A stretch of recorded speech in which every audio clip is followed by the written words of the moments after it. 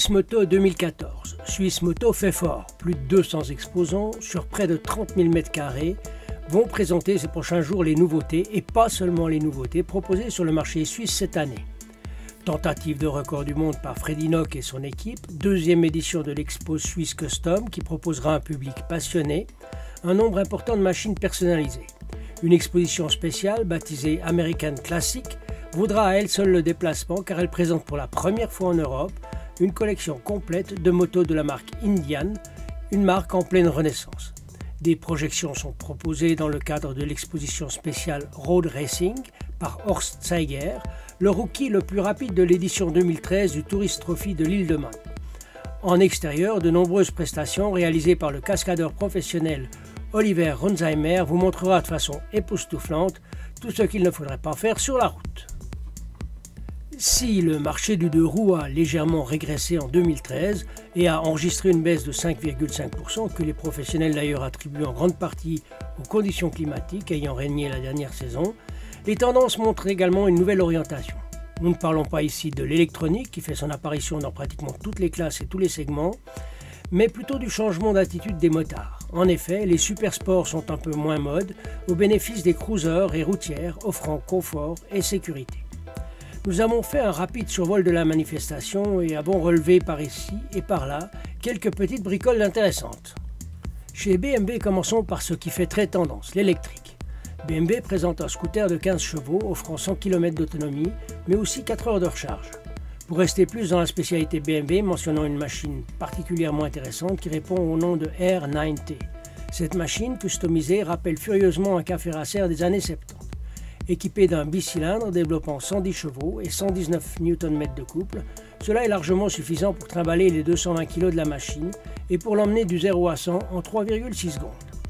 On y a également vu un développement de la S1000R sans carénage, ainsi qu'une 1200 RT de 125 chevaux, ou encore une 1600 GTL, tout confort avec une allure légèrement effrontée.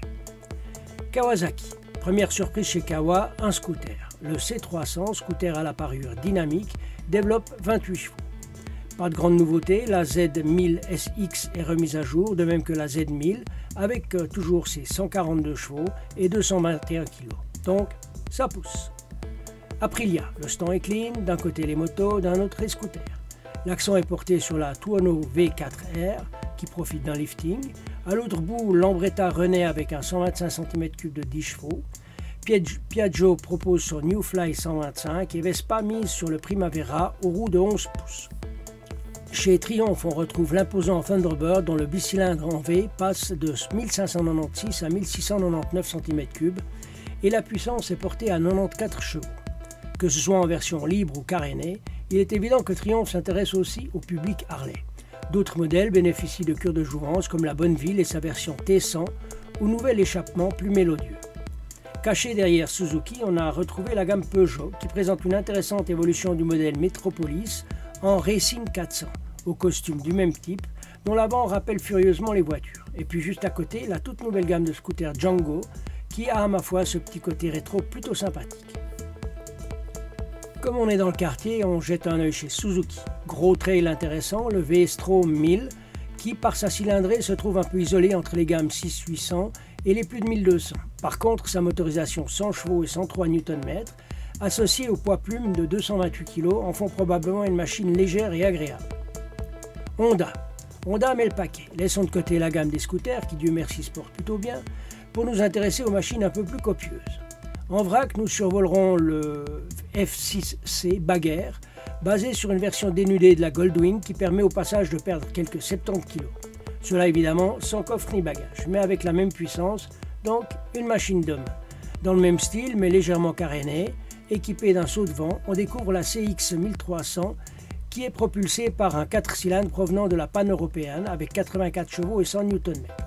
Même si le Super Sport fait moins recette, il ne faudrait quand même pas oublier que chez Honda, le plaisir s'appelle CBR 1000 RR de 180 chevaux et sans anti-patinage, s'il vous plaît.